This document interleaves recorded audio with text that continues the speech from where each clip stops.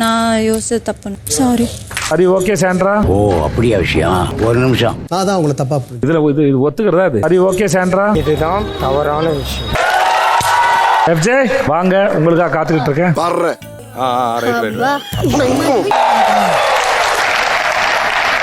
நல்லா சிரிக்கிறான் பாருங்க. பார்வதிக்கு கொடுக்க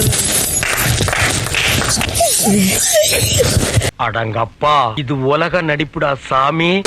வணக்கம் my dear zonemates, welcome to Shafi zone. நான் உங்க ஷஃபி அண்ட் இன்னைக்கு நம்ம பார்க்க போறது பிக் பாஸ் சீசன் 9 உடைய டே 77 எபிசோட் 78 ஓட ரிவ்யூ தான்.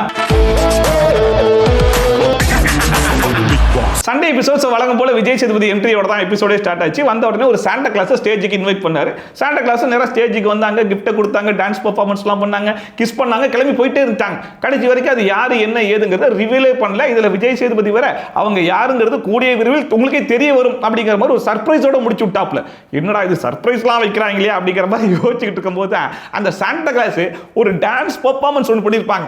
அந்த டான்ஸ் பெர்ஃபார்மன்ஸை நம்ம போன சீசன்ல யாரோ ஒருத்தங்க பண்ணி பார்த்துருக்கோமே யோசிச்சதுக்கு அப்புறமா தான் தெரிஞ்சு நம்ம சௌந்தர்யா ஐயா என்னடா இது இவ்வளவு ஈஸியா கண்டுபிடிச்சிட்டு அவங்க வேற சர்ப்ரைஸ் வேற வச்சிருக்காங்களே அப்படிங்கிற மாதிரி யோசிச்சுட்டு இருக்கும்போது சரி ரைட், எப்படி இந்த வாரத்தில் குறிப்பா கிறிஸ்மஸ் டே அன்னைக்கு கூட சௌந்தர்யாவை உள்ளே இறக்கி விடுவாங்க.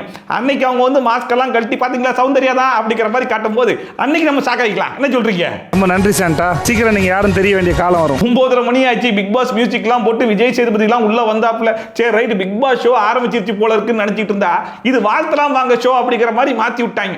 ஃபர்ஸ்ட் கானா வினோத் தெரிஞ்சு என் ஒய்ஃபுக்கு பர்த்டே ஒரு விஷ் பண்ணுங்கன்னு கேட்டாப்ல. சரின்னு விஷ் பண்ணாரு. அப்புறம் அமித் தெரிஞ்சு எங்க அம்மாவுக்கு பர்த்டே விஷ் பண்ணுங்கன்னாப்ல. சரின்னு விஷ் பண்ணாப்ல. அப்புறம் எஃப்ஜே எங்க அக்காவுக்கு பர்த்டே அப்படின்னாப்ல. சரி அதுக்கு விஷ் பண்ணாப்ல. கடைசியில் விஜய் சேதுபதி எனக்கே அடுத்த மாசம் பர்த்டே வருது, நீங்களாம் விஷ் பண்ணுங்கன்னு சொல்லி மாத்தி மாத்தி எல்லாரும் பர்த்டே விஷ் பண்ணி வாங்க வாழ்த்தலாம் வாங்க ஷோ நடத்தலான்ற மாதிரி நடத்திட்டு இருக்காங்க. பிரீத்தி உங்களுக்கு இனிய பிறந்தநாள் வாழ்த்துக்கள். அப்புறமா இந்த வாரத்துடைய வீக்லி டாஸ்க் பத்தி பேசலாம் அப்படின்னு சொல்லிட்டு இந்த டான்ஸ் மாரத்தான் 2.0 பாத்தீங்கன்னா விக்ரமன் அரோரா ரெண்டு பேருமே மூச்சடிக்க கிட்டத்தட்ட 2.5 மணி நேரம் டான்ஸ் ஆடிப்பாங்க இல்லையா.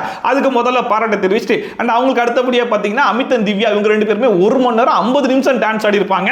அவங்களுக்குமே பாராட்ட தெரிவிச்சுட்டு அண்ட் கனி அண்ட் ஆதிரை இவங்க ரெண்டு பேருமே ரொம்ப சீக்கிரமான டைம்லயே வந்து கண்டுபிடிச்சாங்க இல்லையா. சோ அவங்களுக்கு தெரிவிக்க வேண்டிய பாராட்டலாம் தெரிவிச்சாப்ல. இப்படி யார் யாருக்கெல்லாம் பாராட்டு தெரிவிக்கணுமோ எல்லாருக்கும் பாராட்டலாம் தெரிவிச்சு முடிச்சுட்டு நேரா வழக்கம் போல வினோத் கிட்டே வந்துட்டாப்ல.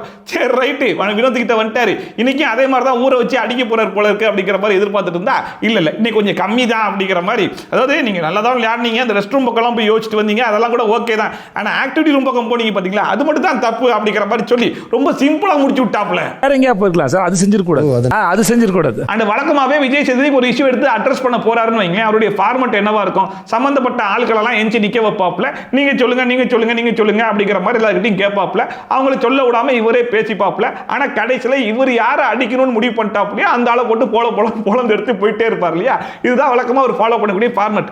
பட் இந்த ஃபார்மட்லாம் இந்த வீட்டில் இருக்கக்கூடிய வினோத், அமித் இந்த மாதிரி ஆடுகளுக்கு மட்டும் தான் பொருந்தும். சாண்ட்ரான்னு வந்துருச்சுன்னு வைங்க, அதோடைய ஃபார்மட்டே டிஃபரெண்டா இருக்கும் அப்படிங்கிற பேர்ல எல்லாத்தையும் நான் பேசிடுவேன், கடத்துல ஆமாவா இல்லையா அதை மட்டும் நீங்க சொன்னா போதும் அப்படிங்கிற மாதிரி. ஸோ சாண்ட்ராவே டேரக்டா எஞ்சி நிக்க வச்சுட்டு பாப்பா பாடும் பாட்டு உருளைக்கிழங்கு செல்லக்குட்டி ஜானி ஜானி எஸ் பாப்பா இந்த 3 பாட்டு தான் அன்னைக்கு அவங்க பாடினாங்க. அவங்க பாடினதுக்கு நீங்க யோசிச்சுக்க எந்த விதமான சம்மந்தமும் கிடையாது. நீங்க யோசிக்கிறது உங்களுக்கும் சரி கிடையாது, அவங்களுக்கும் சரி கிடையாது. அவங்க பாப்பா மேல சத்தியம் பண்றாங்க, அவ்வளவு எக்ஸ்பிளைன் பண்றாங்க, அதை மீறி நீங்க இவ்வளவு ஸ்டப்பனா இருக்குது எனக்கு சரின்னு படல. நீ அவங்க கிட்ட சாரி கேட்கறது தான் சரின்னு எனக்கு தோணுது, உங்களுக்கு என்ன தோணுது அப்படிங்கிற மாதிரி.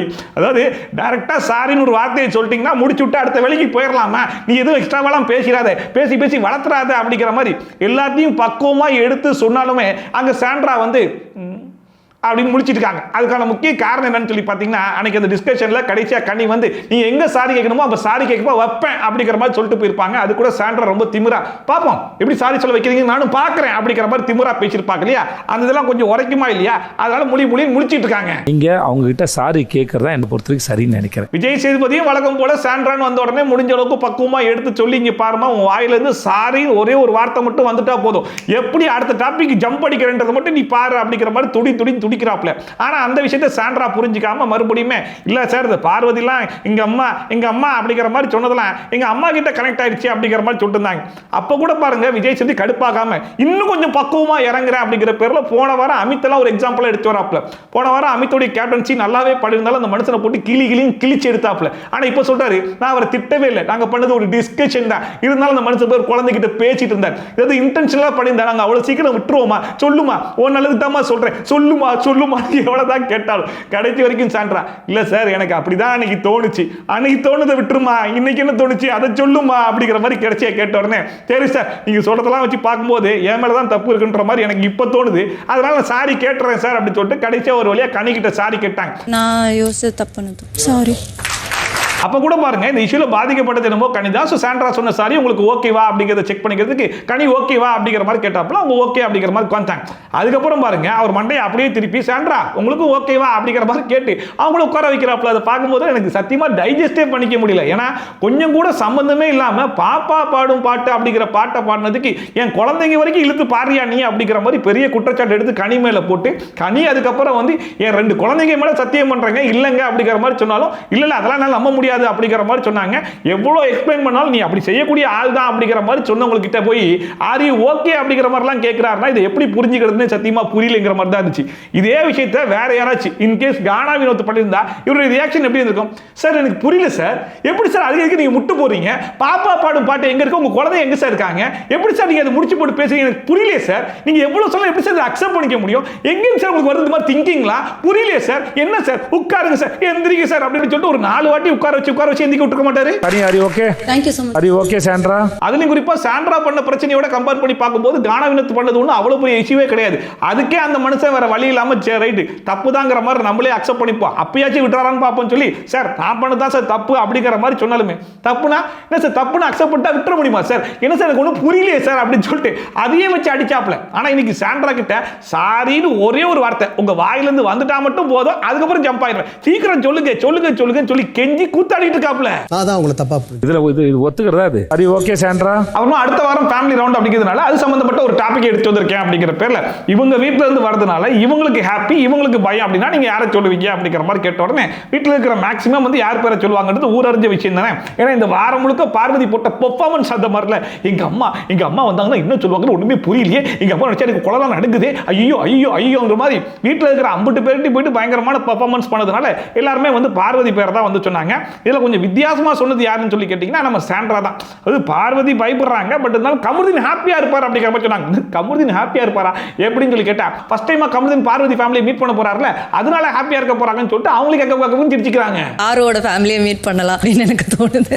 எல்லாருமே சுத்தி பார்வதி அண்ட் கமருதீன் 2 பேர் பெரிய சொல்லிட்டாங்க. பார்வதி வீட்ல இருந்து வரதுனால கமருதீன் பயப்படுவார் அப்படின்னு சொல்லிட்டு அந்த டைம்ல பாத்தீங்கன்னா ஆதரி உள்மனசுக்குள்ள என்னடா இது எல்லாருமே பார்வதி கமருதீன் சொல்லிக்கிட்டு ஏன்னா நான் எஃப்ஜே எல்லாம் வீட்டுக்குள்ள வந்து பயங்கரமா எக்ஸ்போஸ் பண்ணி வச்சிருக்கேன். அடுத்த வாரம் என் ஃபேமிலி வந்து 24 hours ஸ்டே பண்ண போறாங்க. அதை நினைச்சு எஃப்ஜே எல்லாம் பயப்பட மாட்டானா இதெல்லாம் எவனும் சொல்லவே மாட்டீங்களா அப்படிங்கிற மாதிரி நினைச்சிட்டு உட்கார்ந்திருப்பாங்க போல இருக்கு. கரெக்டா பார்வதி எந்திரிச்சு ஆதரை வீட்ல இருந்து வரதுனால எஃப்ஜே பயப்படுறான் அப்படிங்கிற மாதிரி சொன்ன உடனே கரெக்டா சொல்லிட்டா அப்படிங்கிற மாதிரி என்ன ஒரு சந்தோஷம். விஜய்க்கு பயங்கர பயம் அப்படி நினைக்கிறேன் சார். இதுல அதை கன்ஃபார்ம் பண்ற மாதிரி ஆதரே எஞ்சி எங்க வீட்ல இருந்து வரதுனால எஃப்ஜேக்கு பயம் இருக்கத்தான் சார் செய்யுது. ஆனா அவன் இல்லாத மாதிரி நடிச்சுக்கிட்டு இருக்கான் சார் அப்படிங்கிற மாதிரி அவங்க வேற சொல்லிக்கிறாங்க. விஜய்க்கு மேபி என் ஃபேமிலி வர்றதுல பயம் கொஞ்சமாவது இருக்கும். இதுல அமித் தான் ஒரு சூப்பரான மேட்டர் ஒன்று சொன்னாப்ல பார்வதி வந்து பயத்துல இருக்கதான் செய்யறாங்க எங்கிட்டே பயங்கரமா புலம்பிட்டு தான் இருக்காங்க.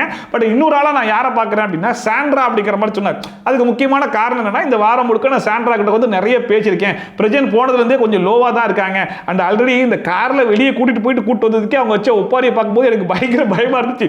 அது மறுபடியும் நடந்துருமோ அப்படிங்கிற மாதிரி எனக்கு தோணுது அப்படிங்கிற மாதிரி சொல்லிருந்தாப்ல. ஏன்னா உள்ள வந்துட்டு இறங்கி வெளியே போனாலே பயங்கரமான ஒப்பாரெல்லாம் வச்சு பயங்கரமான பெர்ஃபார்மன்ஸ் எல்லாம் பண்ணிடுறாங்க இல்லையா.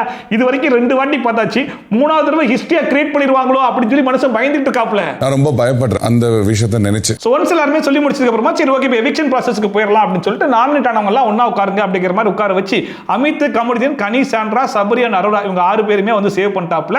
மீதி இருந்தது யாருன்னு சொல்லி கேட்டீங்கன்னா எஃப்ஜே சுபிக்ஷா ஆதிரே திவ்யா அண்ட் பார்வதி 5 பேர் தான் இருந்தாங்க. இதுல யார் வெளியே போறதுக்கு அதிகமான சான்சஸ் இருக்கும் அப்படிங்கிற மாதிரி கேட்கும்போது ஒருத்தவங்க வந்து எஃப்ஜே பேர் சொன்னாங்க, ஒருத்தவங்க வந்து திவ்யா பேர் சொன்னாங்க. மற்ற எல்லாருமே இந்த வாரம் எவிக்ஷனே இருக்காது சார், ஏன்னா அடுத்த வாரம் ஃபேமிலி ரவுண்டு சார் அப்படிங்கிற மாதிரி கான்ஃபிடென்ட்டா இருந்தாங்க. ஆனா கிடையாது, இந்த வாரம் எவிக்ஷன் இருக்கு அப்படின்னு சொல்லிட்டு ஃபர்ஸ்டா எஃப்ஜே பேரை காமிச்சார். எஃப்ஜே வாங்க உங்களுக்காக காத்துக்கிட்டு இருக்கேன். அண்ட் எஃப்ஜே எவிக்டட் அப்படிங்கிற கார்டை காமிச்ச உடனே நான் கூட ஆதிரை வந்து பயங்கரமா சந்தோஷப்படுவாங்க அப்படிங்கிற மாதிரி எதிர்பார்த்தேன். என்ன காரணம்னா ஆதிரை ரீஎன்ட்ரி கொடுத்த நேரத்துல இருந்து இப்போ வரைக்கும் நான் எஃப்ஜேவை எக்ஸ்போஸ் பண்றதுக்காக தான் இந்த வீட்டுக்குள்ளேயே வந்திருக்கேன் அப்படிங்கிற மாதிரி ஒரே டயலாக மனப்பாடம் பண்ணி எல்லா இடத்துலயும் ஒப்பிச்சிட்டு இருந்தாங்க. கடைசி வரைக்கும் அவங்க வந்து நான் எஃப்ஜேவை எக்ஸ்போஸ் பண்ணிட்டேன் அப்படிங்கிற மாதிரி நம்பிட்டு வேற இருந்தாங்க. ஸோ அதனால மக்களே புரிஞ்சுக்கிட்டு நமக்கு முன்னாடி எஃப்ஜேவை எவிக் பண்ணி வெளியே எடுத்தாங்கடா சக்சஸ்ரா அப்படிங்கிற மாதிரி என்ஜாய் பண்ணுவாங்கன்ற மாதிரி பார்த்தா அவங்க ஷாக் ஆனாங்க. அவங்க ஷாக் ஆனதுக்குமே ஒரு காரணம் இருக்கு. ஏன்னா இதுக்கு முன்னாடி டாஸ்க்ல கேட்டிருந்தாங்க இல்லையா இந்த வீட்டில் வரும்போது யார் பயப்படுவாங்கன்னு போது ஆதிரையே சொல்லிட்டு இருந்தாங்கல்ல, எங்க வீட்டில இருந்து வரும்போது எஃப்ஜே பயப்படுவான் அப்படின்னு சொல்லிட்டு. ஸோ இப்போ நம்ம வீட்டில இருந்து ஆள் வரும்போது பயப்படுறதுக்கு எஃப்ஜே இருக்க மாட்டானே அப்படின்னு நினைச்சு ஃபீல் பண்ணாங்களா என்னன்னு கூட தெரியல. இன்னொரு பக்கம் இந்த வீட்டில் வேற யாராச்சும் எவிக்ட் ஆகி போனா கூட அவங்க எல்லாம் ஃபீல் பண்ணுவாங்க. எஃப்ஜே எவிக்ட் ஆகி வெளியே போகும்போது அவங்க கொஞ்சம் கூட ஃபீல் பண்ண மாட்டான் அப்படிங்கிறது ஊரறிஞ்ச விஷயம் தான். ஏன்னா முன்னாடியே அவன் சொல்லிட்டு தான் இருந்தான், நான் எவிக்ட் ஆகி வெளியே போனா நான் ஹாப்பியா வெளியே போவேன், வெளியே போய் ஒர்க் பண்ணுவேன் அப்படிங்கிற மாதிரி சொல்லிட்டு இருந்தான். அதனால இப்பயுமே வந்து பாத்தீங்கன்னா அது பெருசாலாம் எடுத்துக்கல. நான் எவிக்ட் ஆகி வெளியே போகும்போது ஒரு பாட்டு பாடணும் அப்படிங்கிற மாதிரி ஒரு ட்ராக்லாம் ரெடி பண்ணி வச்சிருந்தேன். அந்த பாட்டை பாடுறேன் அப்படிங்கிற மாதிரி அந்த பெர்ஃபார்மன்ஸ்லாம் பண்ணி பயங்கரமா வைப் பண்ணிட்டு இருந்தான். அந்த ஆதிரை ரீஎன்ட்ரி கொடுத்ததுக்கு அப்புறமா எஃப்ஜே மேல நிறைய குற்றச்சாட்டுலாம் எடுத்து வச்சாங்க இல்லையா. ஏன்னா கேமுக்காக யூஸ் பண்ணிட்டான், மென் கார்டை யூஸ் பண்ணிட்டான், நான் வந்து லவ்வே பண்ணல பட் லவ் பண்ணேன்ற மாதிரி எல்லாத்தையும் சொல்லிட்டான், என்ன தப்பா வெளியே ப்ரொஜெக்ட் பண்ணிட்டான் அப்படிங்கிற மாதிரி எக்கச்சக்கமான குற்றச்சாட்டுலாம் எடுத்து வச்சு நான் எஃப்ஜேவை எக்ஸ்போஸ் பண்ணுவேன் அப்படிங்கிற மாதிரி சுத்திட்டு இருந்தாங்க. ஆனா கடைசி வரைக்கும் அது உண்மை கிடையாது அப்படிங்கிறது எஃப்ஜேக்கும் நல்லா தெரியும், வெளியிருந்து பார்க்குற மக்களுக்கும் தெரிஞ்சிருந்தாலுமே எஃப்ஜே பயந்துட்டான் அப்படிங்கிறது மட்டும் நல்லாவே தெரிஞ்சிச்சு. அதே ரிப்பீட்டடா அதையே சொல்லிட்டு இருக்கிறதுனால வெளியே தப்பா போயிருக்குமோ அப்படிங்கிற மாதிரி பயந்து தான் கோட்டாஸ்ல கூட சாரி கேட்டு வந்துட்டாப்லாம் சுத்தி ஆதிரை கிட்ட போயிட்டு சாரி எல்லா இடத்துலையும் சாரி கேட்டதுக்கான காரணமே அதுதான்ற மாதிரி நினைக்கிறேன். அண்ட் இப்போ வெளியே போகும்போது கூட நான் கிளாரிஃபை பண்ணிப்பேன் அப்படிங்கிற மாதிரி இப்பயுமே என்ன சொல்றாங்கன்னா, நான் இந்த வீட்டுக்குள்ள வந்தது கேம் விளையாடுறதுக்கு மட்டும் தான், வெளியே போய் நம்ம உறவுகளை வந்து நம்ம சம்பாதிச்சுக்கலாம், ஆனா உறவுகளை வச்சு நம்ம மறுபடியும் இந்த வீட்டுக்குள்ளலாம் வர முடியாது, நான் ஆதிரை ஒரு வாட்டி கட்டி பிடிச்சிக்கிறேன்னு சொல்லிட்டு இப்பயும் போய் கட்டி பிடிக்கிறான். நான் வந்து உங்ககிட்ட பழகுனது வந்து ஜெனியூன் தான், நீ வெளியே வந்தா கூட கண்டிப்பா நான் பழகுவேன், உன்னை நான் கேமுக்காகலாம் யூஸ் பண்ணிக்கவே கிடையாது, அதை நீ நம்பணும், நான் வந்து உன்னை நிறைய ஹர்ட் பண்ணியிருக்கேன், அதுக்கெல்லாம் சாரின்னு சொல்லிட்டு இப்போ வெளியே போகும்போது கூட ஆதிரை கிட்ட சாரி கேட்டு தான் போறான். அதுக்கான முக்கிய காரணம் என்னன்னு சொல்லி கேட்டீங்கன்னா, ஆதிரை எக்ஸ்போஸ் பண்ணதுனால தான் ஒருவேளை மக்கள் நம்மளை பிடிக்காம ஆதிரைக்கு முன்னாடி எவிக்ட் பண்ணி நம்ம வெளியே எடுக்கிறாங்களோ அப்படிங்கிற மாதிரி அவன் நம்பிட்டான் போல இருக்கு. நான் வந்து இன்டென்ஷனா எதுவுமே பண்ணல, உனக்கு ரொம்ப பிடிக்கும், பட் என்னதான் இந்த மாதிரி பேசினாலும் கடைசியில் ஒரு பாயிண்ட் சேர்த்து போட தான் செய்யறான். நிறைய விஷயங்கள் பேசலாம், பட் பேசினா அது உன் கேமை தான் ஸ்பாயில் பண்ணும், அதனால இப்ப பேச வேணாம், வெளியே வா பேசிக்கலாம் அப்படிங்கிற மாதிரி சொல்லிட்டு கடைசி வரைக்கும் வெளியே போற வரைக்குமே ஆதிரை தான் கட்டி பிடிச்சி மிஸ்யூம் சொல்லிட்டு போயிட்டு இருந்தான்.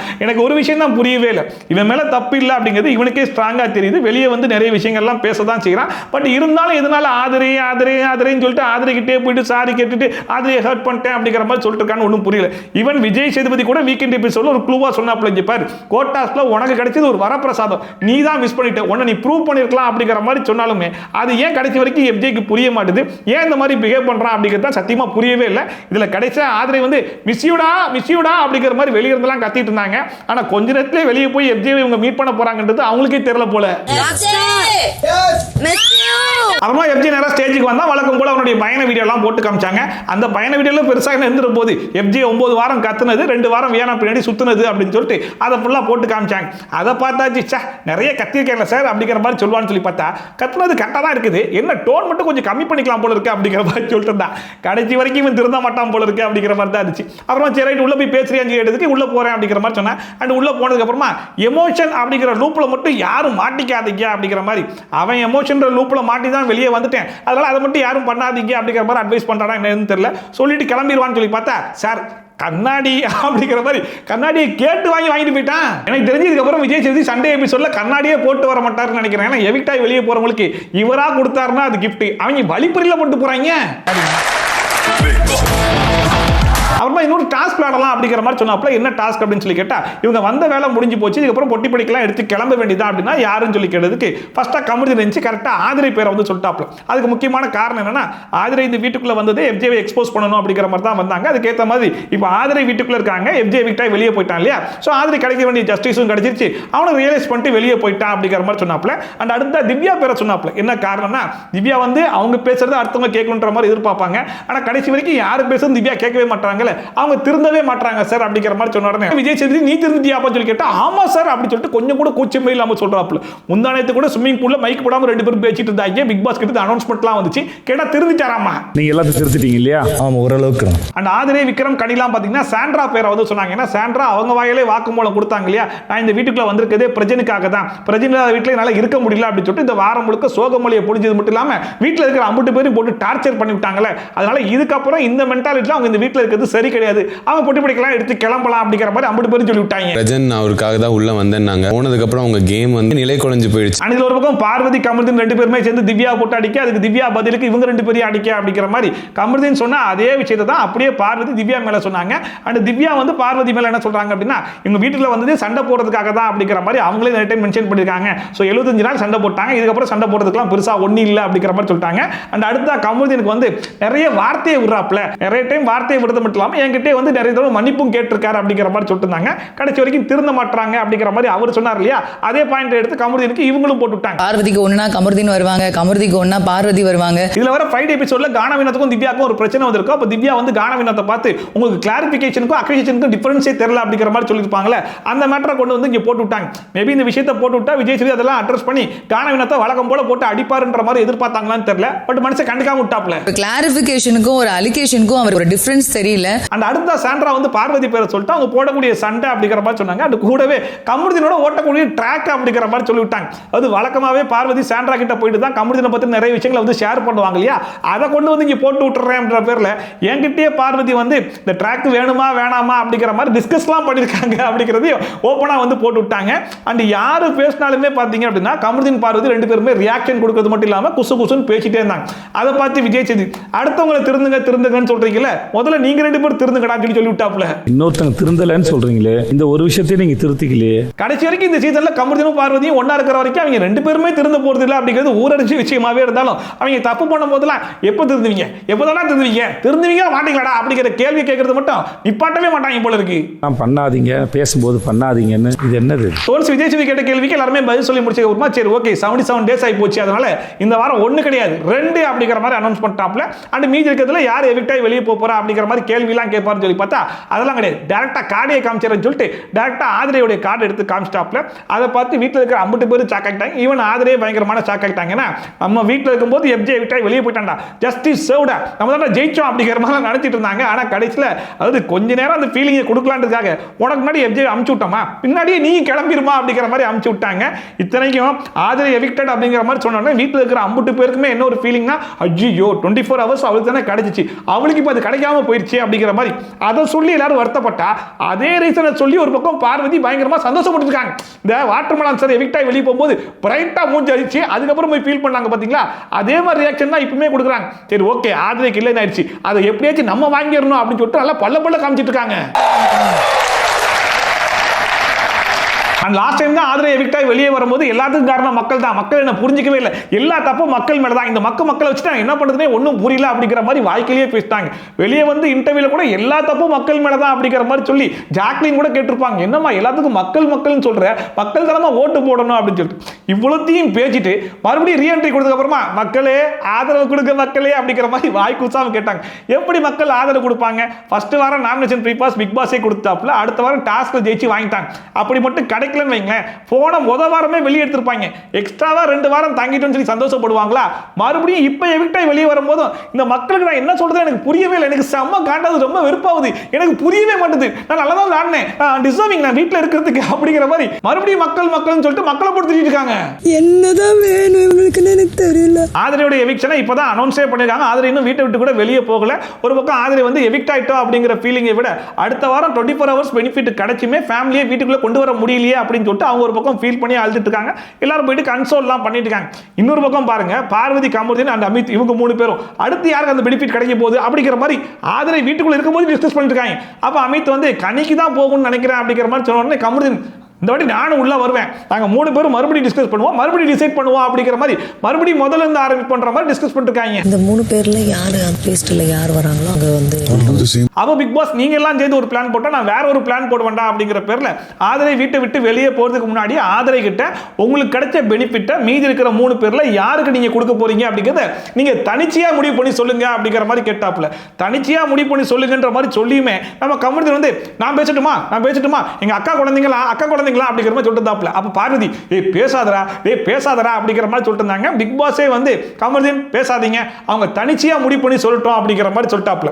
இப்போ இந்த கமருதீன் இந்த பெர்ஃபார்மன்ஸை பண்ணாம இருந்தா கூட ஆதிரை வந்து மேபி கனிக்கோ கமருதீனுக்கோ கூட கொடுத்துருப்பாங்கன்னு நினைக்கிறேன். ஆனா கமருதீன் பதட்டத்தை பார்த்து ஆகா இவன் எதுக்கு பதறான்னு நல்லா தெரிஞ்சு போச்சு. அதாவது பார்வதி ஃபேமிலி வீட்டுக்குள்ள வந்து 24 ஹவர்ஸ் ஸ்டே பண்ணாங்க அப்படின்னா அது கமருதீன் தான் பிரச்சனை. அது மட்டும் இல்லாம ஒரு நாள் ஃபுல்லா இந்த விஷயத்தை பத்தி டிஸ்கஸ் வேற பண்ணுவாங்க, அது தேவையில்லாத ஆணி அப்படிங்கிற மாதிரி புரிஞ்சுக்கிட்டு தான் கமருதீன் ஒரு பக்கம் பதறாரு அப்படிங்கிற விஷயத்தை யாரு புரிஞ்சுக்கிட்டாங்களோ இல்லையோ ஆதிரை நல்லா புரிஞ்சுக்கிட்டு அவனை பழி வாங்கணுன்றதுக்காகவே இதை பார்வதி கொடுக்குறேன் அப்படிங்கிற மாதிரி பார்வதி கொடுத்துட்டாங்க.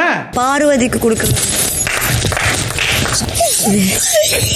அதுல எவிக்ட்னு சொல்லி காடை காட்டும் போது பார்வதி மூஞ்சி எவ்வளவு பிரைட்டா எவ்வளவு சந்தோஷமா இருந்துச்சோ அதுக்கு அப்படியே ஆப்போசிட்டா இப்ப பயங்கர எமோஷனல் ஆகி ஆதிரை போய் கட்டி பிடிச்சி உனக்கு நான் வாழ்க்கைக்கும் கடமைப்பட்டிருக்கேன், இப்படி நீ கொடுப்ப நான் எதிர்பார்க்கவே இல்லை அப்படிங்கிற மாதிரி எமோஷனல் ஆகி பயங்கரமா அழுகல ஆரம்பிச்சிட்டாங்க. அந்த ஆதிரை இந்த பெனிஃபிட்டை பார்வதி கொடுத்ததுல கமலுக்கு கொஞ்சம் கூட சந்தோஷமே இல்லைங்கிறது அந்த மனுஷன் மூஞ்ச பார்க்கும்போதே நல்லாவே தெரிஞ்சு. பட் இருந்தாலும் ஆதிரை வீட்டை விட்டு வெளியே போனதுக்கு அப்புறமா பயங்கர ஹாப்பியா போய் ஹக் பண்ற மாதிரி ஹக் பண்ணிட்டு இருந்தாப்ல. அப்ப கூட பார்வதியோட பெர்ஃபார்மன்ஸை பாருங்க. எனக்கு தெரியும்டா, எனக்கு தெரியும், அதாவது ஆதிரைக்கு எனக்கு 1008 இருக்கலாம்டா, பட் இருந்தாலும் கொடுத்தா பத்தியா, அந்த பெனிஃபிட் கொடுத்தா பத்தியா, அவளுக்கு ஒரு குட் ஹார்ட் இருக்கதான் செய்யுது அப்படிங்கிற மாதிரி புகழ்ந்து பேசிட்டு இருந்தாங்க.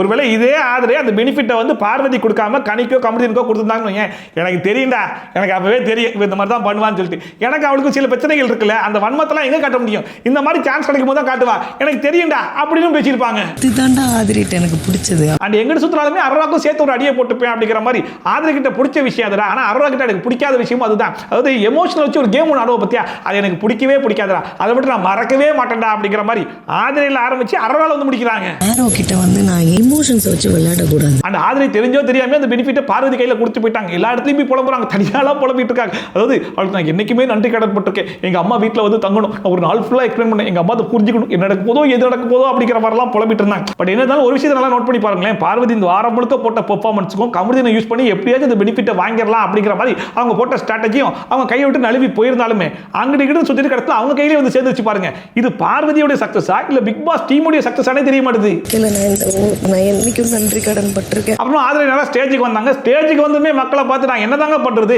எங்க எவ்வளவு தாங்க பண்றது, இந்த வாட்டி நல்லா டாஸ்க் விளையாடினேன், ஃபேக்கா இல்ல எவ்வளவு முயற்சி பண்ணிருக்கேன், கடைசி வரைக்கும் ஏங்க புரிஞ்சிக்கவே மாட்டீங்க, ஏங்க ஓட்டே போட மாட்டீங்க, எங்க அம்மாவோட வீட்டில் சந்தோஷமா இருக்கலாம்னு நினைச்சேன், அது கூட எவிக்டாய் வெளியே எடுத்துட்டீங்களா, யாருங்க நீங்க அப்படிங்கிற மாதிரி மக்களை போட்டு திட்டிட்டு இருக்கு. கடைசி வரைக்கும் நீ திருந்தவே மாட்டியாமா அப்படிங்கிற மாதிரி இருந்துச்சு. இதுல வர இவ்வளவு புலம்புதேன்னு சொல்லிட்டு பிக் பாஸ் டீம் என்ன பண்ணிட்டாங்க, அவங்க அம்மாவை ஸ்டேஜுக்கே கூட்டு வந்துட்டாங்க. அவங்க அம்மாவை பார்த்து ஷாக் ஆகி சந்தோஷப்படுவாங்கன்னு சொல்லி பார்த்தா, அட போங்க இங்க கூட்டு வரீங்க உள்ள கூட்டு வருவீங்க எதிர்பார்த்தேன் அப்படிங்கிற மாதிரி அதுக்குமே கோச்சிக்கிறாங்க.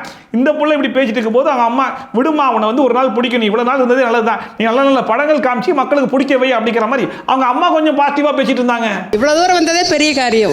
ஆதிரை இருந்த 3 வாரத்துக்குலாம் மறுபடியும் பயண வீடியோ எல்லாம் போட முடியாது அப்படின்னு சொல்லிட்டு அவங்க அம்மாவோடய நேரா வந்து உள்ள போனாங்க. அண்ட் உள்ள போயிட்டு எல்லார்கிட்டையும் பேசும்போது உள்ள இருக்கிற எல்லாருக்குமே பயங்கர ஹாப்பி. என்னன்னா அவங்க அம்மா வீட்டுக்குள்ள வந்து ஸ்டே பண்ணுவாங்கன்ற மாதிரி எதிர்பார்த்தோம், அதுதான் நடக்கல.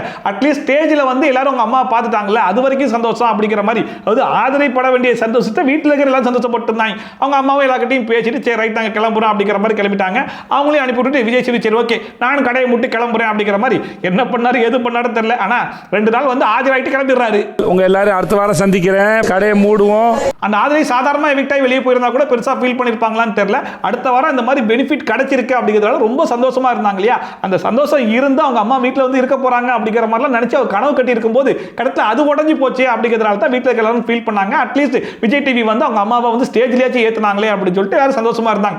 ஒரு பக்கம் பார்த்தா விக்ரம்லாம் வந்து பயங்கரமான ஒப்பரெல்லாம் வைக்க ஆரம்பிச்சிட்டாப்ல. என்ன சொல்லி கேட்டா ஆதிரை எவிக்டாய் வெளியே போனாங்களே, இந்த பெனிஃபிட் கிடைச்சி வெளியே போயிட்டாலே அவ எவ்வளவு சந்தோஷமா இருந்தா அப்படிங்கிற மாதிரிலாம் அழுதுட்டு இருந்தாப்ல. ஈவன் விக்ரமே கொஞ்ச நேரத்துக்கு முன்னாடி ஃபீல்லாம் பண்ணிருப்பாப்ல. அதாவது இந்த கேப்டன்சி டாஸ்க்ல காலை பிடிச்சலாம் இழுத்து விட்டு ஆதிரை கீழெல்லாம் விழுந்திருப்பாங்க இல்லையா, அந்த இஷ்யூ எடுத்து அட்ரஸ் பண்ண போறாரு. அதை அட்ரஸ் பண்ணி முடிச்சதுக்கு அப்புறமா தான் நான் கொஞ்சம் நிம்மதியாவே இருப்பேன் அப்படிங்கிற மாதிரி அவர்லாம் வந்து கணிக்கிட்ட புலம்பிட்டு இருந்தாப்ல. ஆனா கடைசி வரைக்கும் விஜய் சேது அந்த மேட்டரை எடுத்துட்டு கூட வரல. இப்போ அந்த மனுஷன் மறுபடியும் வந்து அழுத உடனே அதுக்கு தான் உட்காந்து அழுகிறார் போல இருக்குன்னு நினைச்சேன். ஆனா ஆதிரைக்காக அழுகிறேன் அப்படிங்கிற மாதிரி சொல்லியிருந்தாப்ல. அந்த ஆதிரை ரீஎன்ட்ரி கொடுத்ததுக்கு அப்புறமா நிறைய பேர்கிட்ட ரொம்ப க்ளோஸா பழகி இருப்பாங்க போல இருக்கு. அரோரா கிட்டலாம் பயங்கர க்ளோஸா இருந்தாங்க. ஈவன் திவ்யா கிட்ட கூட பயங்கர க்ளோஸா இருந்திருப்பாங்க போல இருக்கு. திவ்யாலாம் போயிட்டு கேமரா முன்னாடி பயங்கரமா ஃபீல் பண்ணி அழுதுட்டு இருந்தாங்க. உன் கூட டைம் ஸ்பெண்ட் பண்ண முடியாது. அமித் அண்ட் பார்வதி 2 பேரும் வந்து பேசிட்டு இருக்கும்போது அமித் வந்து பார்வதியில சொல்றாப்ல, விஜய் சேது வந்து ஆதிரை எவிக்டட் அப்படிங்கிற மாதிரி கார்டை காமிச்சது அரோரா என் மூஞ்ச பார்த்து இன்னும் அப்படிங்கிற மாதிரி ரியாக்ஷன் கொடுத்தா அப்படிங்கிற மாதிரி சொல்லியிருந்தாப்ல. அவதுக்கு சம்மந்தமே இல்லாம உங்களுக்கு ரியாக்ஷன் கொடுத்தா அப்படிங்கிற மாதிரி கேட்டா, இந்த நாமினேஷன்ல ஆதிரை பேரை நாமினேட் பண்ண ஒரே ஆள் நான் தானே, அதனால என்ன பார்த்து ரியாக்ஷன் கொடுக்குறா, அவ எதுவுமே மறக்க மாட்டா பத்தியா அப்படிங்கிற மாதிரி அமித் சொல்லிட்டு இருந்தாப்ல. இவருக்கும் பார்வதியுமே ஆமாமா அவ எதுவுமே மறக்க மாட்டா, அவ பண்ற பெரிய பெரிய விஷயத்தெல்லாம் நம்ம மறந்துடும், ஆனா நம்ம பண்ற சின்ன சின்ன விஷயத்தை கூட நோட் பண்ணி வச்சிருப்பா அப்படிங்கிற மாதிரி சொல்லிருந்தாங்க. அரோரா வந்து ரீசன்ட் டைம்ல அந்த மாதிரி வேலைகள் தான் நிறைய பார்த்துருக்காங்க. எங்க கேப் கிடைக்கும், எங்க வாய்ப்பு கிடைக்கும், யாரை எங்க புட் டவுன் பண்ணலாம், யாரை எங்க போட்டு கொடுத்தா நமக்கு வந்து கிளாப்ஸ் கிடைக்கும் அப்படிங்கிற மாதிரி நிறைய வேலையை பார்த்து கரெக்டா பண்ணிட்டு இருக்காங்க இல்லையா. இப்போ ரீசன்ட் டைம்ல அரோரா பாத்தீங்க அப்படின்னா ஆதிரையோட பயங்கர க்ளோஸா இருக்காங்க. இப்போ ஆதிரை வெளியே போனதுக்கு காரணமே அமித் தான் அப்படிங்கிற மாதிரி வச்சு அடுத்த வாரம் ஃபுல்லா அமித்தை டார்கெட் பண்ணி இன்டைரக்டா அடிக்கிறாங்களா இல்லைன்னு மட்டும் பாருங்க. அப்புறமா விக்ரம் அண்ட் கனி 2 பேருக்கு வந்து பேசிட்டு போது விக்ரம் வந்து கணிக்கிட்டு ஆதிரை வந்து உங்களுக்கு தான் கொடுப்பான்ற மாதிரி நான் எதிர்பார்த்தேன் அப்படிங்கிற மாதிரி சொன்னாப்ல. அப்ப கனி வந்து இல்ல அவன் எனக்கு கொடுக்க மாட்டான்னு முன்னாடியே தெரியும், அதனால நான் தலையவே கீழே போட்டேன், அவன் மூஞ்ச கூட நான் பார்க்கல. ஏன்னா ஆதிரை வந்து அம்மா சென்டிமெண்ட்ல நிறைய பேசியிருந்தா, அதே சென்டிமெண்ட் தான் பார்வதியும் பேசியிருந்தா, அதனால கண்டிப்பா பார்வதிக்கு தான் கொடுப்பான்றது எனக்கு முன்னாடியே தெரியும் அப்படிங்கிற மாதிரி சொன்னாங்க. அது மட்டும் இல்லாம கொடுத்ததுக்கு அப்புறமா பார்வதி மூஞ்சில ஒரு எமோஷன் இருந்துச்சு இல்லையா, அதை பார்க்கும்போது எனக்கு ஹாப்பியா தான் இருந்துச்சு அப்படிங்கிற மாதிரி சொல்லிருந்தாங்க. என்னதான் ஆதிரை வந்து கனி கூட பயங்கர க்ளோஸாவே இருந்தாலும் கனி கொடுக்கல அப்படிங்கிறத கனி பெருசா எடுத்துக்கல இல்லையா. பட் இதே விஷயத்தை ஆதிரை வந்து கனிக்கு கொடுத்துருந்தாங்கன்னு வைங்களேன், பார்வதி அதை வேற மாதிரி பேசியிருப்பாங்க. பார்வதியோட இந்த ரியாக்ஷன் பார்த்த உடனே ஒர்த்துடா அப்படி இருந்துச்சு. அதோட எபிசோடு முடிஞ்சு போச்சு. இன்னைக்கு எபிசோடு பொறுத்த வரைக்கும் சாண்ட்ரா கனிமேல சேர்ந்த குற்றச்சாட்டை ஒரு அட்ரஸ் பண்ண அந்த விதம் இருக்கு பாருங்க, அந்த விதம் அதெல்லாம் பார்த்து நான் அப்படியே ஆடி போயிட்டேன், அசந்து போயிட்டேன் பார்த்துக்கோங்களேன். விஜய் சேதுக்கு சாண்ட்ரா மேல அப்படி என்னதான் காட்டம், என்னதான் காண்டு, என்னன்னு ஒன்றும் புரிய மாட்டுது. சாண்ட்ரான்னு வந்தா மட்டும் இவ்வளவு ஹார்ஷா, இவ்வளவு கோவமா, இவ்வளவு கடுப்பா, இப்படிலாம் திட்டணுமா அப்படிங்கிற மாதிரி இருந்துச்சு. இவர் திட்டி விட்ட திட்டுல சாண்ட்ரா மூஞ்சி அப்படியே சுருங்கி போச்சுன்னா பார்த்துக்கோங்களேன். சாண்ட்ரா மூஞ்ச பார்க்கறதுக்கே அவ்வளவு பாவமாய் போச்சு. பட் இருந்தாலும் இவ்வளவு தூரத்துக்கு இறங்கி இந்த சம்பவத்தை வந்து அட்ரஸ் பண்ணிருக்கணுமா அப்படிங்கிற மாதிரி எனக்கு தோணுச்சு. ஸோ விஜய் சேது அட்ரஸ் பண்ண விதத்தை பார்க்கும்போது உங்களுக்கு எப்படி தோணுச்சு அப்படிங்கிறத மறக்காம கமெண்ட் செக்ஷன்ல போட்டு விடுங்க. அண்ட் இந்த வாரத்துடைய எவிக்ஷன் ஆல்ரெடி சொன்ன மாதிரி தான், எஃப்ஜேவும் அந்த ஆதிரையும் இந்த வீட்டை விட்டு வெளியே போறதுனால பெருசா ஏதாச்சும் டிஃபரன்ஸ் வந்துருமான்னு சொல்லி கேட்டீங்கன்னா, இவங்க ரெண்டு பேருமே இந்த வீட்டுக்கு தேவையில்லாத ஆணி தான். ஒன்னா வெளியே போனதுல ரொம்ப சந்தோஷம் தான் அப்படிங்கிற மாதிரி தான் இருக்கு. நிறைய பேர் எவிக்டாய் வெளியே போகும்போது அன்ஃபேர் அப்படிங்கிற வார்த்தையெல்லாம் யூஸ் பண்ணாங்க இல்லையா, இது ரொம்ப ஃபேர் அப்படிங்கிற வார்த்தை தான் யூஸ் பண்ணி ஆக வேண்டியதா இருக்கு. ஸோ மீதி இருக்கிறது 11 பேர் தான். இந்த 11 ஃபேமிலி தான் அடுத்த வாரம் உள்ள வர போறாங்க. அதுல மோஸ்ட் எக்ஸ்பெக்டேஷன் யார் மேல இருக்குன்னு சொல்லி பார்த்தீங்கன்னா, அஃப்கோர்ஸ் பார்வதி ஃபேமிலியில் இருக்கத்தான் செய்யுது. அது அவங்களே வந்து பெருசா கிரியேட் பண்ணி வச்சுட்டாங்க. அவங்க அம்மா உள்ள வந்ததுக்கு அப்புறமா கமருதீன் கிட்ட எப்படி ரியாக்ட் பண்ண போறாங்க அப்படிங்கிறது ஒரு எக்ஸ்பெக்டேஷன். இன்னொரு பக்கம் சாண்ட்ராவுடைய குழந்தைங்க, அவங்களுடைய ஹஸ்பண்ட் பிரஜன், இவங்கெல்லாம் உள்ள வர போறாங்க. ஸோ அதுக்கு வந்து சாண்ட்ரா எப்படி ரியாக்ட் பண்ண போறாங்க, இவங்கெல்லாம் வெளியே போகும்போது சாண்ட்ராவுடைய ரியாக்ஷன், சாண்ட்ராவுடைய ஒப்பாரி எப்படி இருக்க போகுது அப்படிங்கிறது தெரியல. டோரை ஓப்பன் பண்ணும்போது இந்த வாட்டி அவங்களும் சேர்ந்து ஓடி தான் வர போறாங்களா என்றதுன்னு தெரியல. அது மட்டும் இல்லாம பிரஜன் வீட்டுக்குள்ள வந்து திவ்யா கிட்ட எப்படி ரியாக்ட் பண்ண போறாரு அப்படிங்கிறது தெரியல. ஏன்னா வெளியே திவ்யா பத்தி நிறைய விஷயங்கள் பேசியிருக்காப்புல, உள்ள வந்து பேஸ் டு பேஸ் எப்படி எல்லாம் பேச போறாரு அப்படிங்கிறதுக்குமே ஒரு பெரிய எக்ஸ்பெக்டேஷன் இருக்கு. இது எல்லாமே அடுத்த வாரம் என்ன நடக்கும் போது, எது நடக்கும் போது அப்படிங்கிறத பொறுத்து இருந்து பார்க்கலாம். 11 பேர்ல யார் தான் டைட்டில் வினரா வருவா, யார் தான் டாப் 5ல வருவா அப்படிங்கறத இப்போ வரைக்குமே யாராலுமே கெஸ் பண்ண முடியல. அவ்வளவு அற்புதமான சீசனா ஓடிட்டு இருக்கு. உங்களுக்கு ஏதாச்சும் கெஸ் இருந்துச்சுன்னா அதை மறக்காம கமெண்ட் செக்ஷன்ல போட்டு விடுங்க. நீங்க எபிசோட் பத்தின கருத்தையும் மறக்காம கமெண்ட் செக்ஷன்ல போட்டு விடுங்க. அண்ட் இதே மாதிரி ட்ரோல்ஸ் அண்ட் ரிவ்யூஸ்லாம் கண்டிப்பா பார்க்கணும்னா மறக்காம சப்ஸ்கிரைப் பண்ணிட்டு பக்கத்துல கூடிய பெல் ஐகான் டான் தட்டி விட்டீங்கன்னா போற வீடியோ நோட்டிஃபிகேஷன் டான் டைமுக்கு சேர்ந்துரும். ஸோ மீண்டும் மாதிரி சூப்பரான வீடியோட சூப்பரான ரிவ்யூட சூப்பரான ட்ரோலோட சந்திக்காத bye from Shafi. Tata bye bye and take care.